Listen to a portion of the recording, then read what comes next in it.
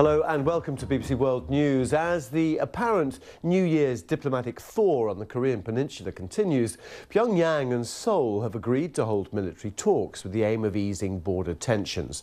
In a speech, the South Korean President Moon Jae-in said denuclearizing the peninsula was the only path to a lasting peace. Sophie Long reports from Seoul. Communication between the North and South Korean governments has now been re-established. A North Korean delegation will be present at the Winter Olympics being hosted by the South. And a direct military hotline connecting the two Koreas has been reactivated. But there was barely a mention and certainly no movement on the fundamental issue of North Korea's nuclear and missile program. Today, the South Korean president said resolving that was the only pathway to peace. Korean Peninsula's denuclearization is the fundamental pathway we need to pass, which is totally cannot be compromised, and this should be the only way for us to achieve full peace in Korean Peninsula. Not everyone was in favour of the talks. Some believe that the North Korean leader's sudden willingness to engage with its neighbour is motivated by the desire to drive a wedge between those allied against him as the latest round of UN sanctions imposed on his regime really start to bite. But Moon Jae-in was adamant today that he would not allow that to happen. For the security, for the defense, South Korea and America is the closest ally. We also do share the importance, the significance of the threat of North. So South Korea, US have been working closely together against North Korea's nuclear threat. Moon Jae-in vowed to make 2018 the turning point in inter-Korean relations. He hopes the Pyeongchang Games could mark the beginning of a process that would create a life for people here free from concerns about war. But given the year started with the North Korean and US leaders exchanging threats and boasts about whose nuclear button was biggest, he has much ground to cover.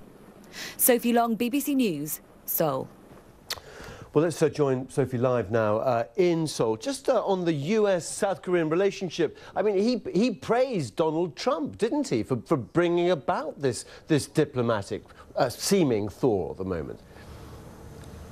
Yes, he did. Tim, this was Moon Jae-in's first press conference since those historic talks took place yesterday. And yesterday, they agreed that Pyongyang would send a delegation to the Olympics. They talked about some inter-Korean humanitarian issues, and they also agreed to re-establish a military hotline, a direct line of communication between the two countries. What they didn't talk about, what was barely touched upon, was the issue of denuclearization. A member of the South delegation mentioned it just once, and it was almost as if those sitting on the other side of the table politely pretended not to hear it. And we also didn't hear anything about the United States yesterday. Well, today he gave his first press conference.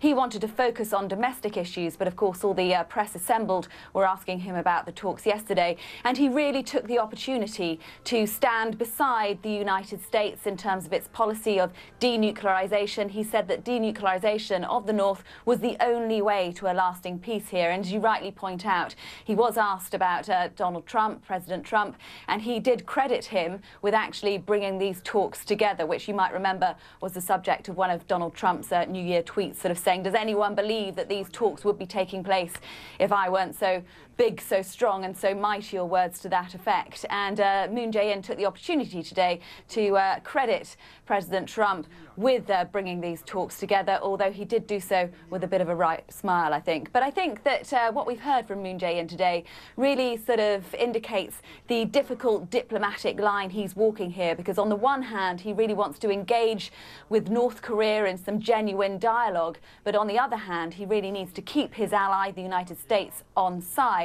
And also, he won't want to undermine any economic sanctions that have been imposed on North Korea. The last round of UN sanctions was imposed right at the end of December, and some say that those sanctions may now be really starting to bite. So we also heard in his press conference today that South Korea would not ease any economic sanctions against the will of the international community. So while as yesterday it was all about the engagement with the North, today he was taking the opportunity to really stand alongside the United States and the international community in terms of that key policy to denuclearize North Korea. OK, Sophie in Seoul, thank you very much.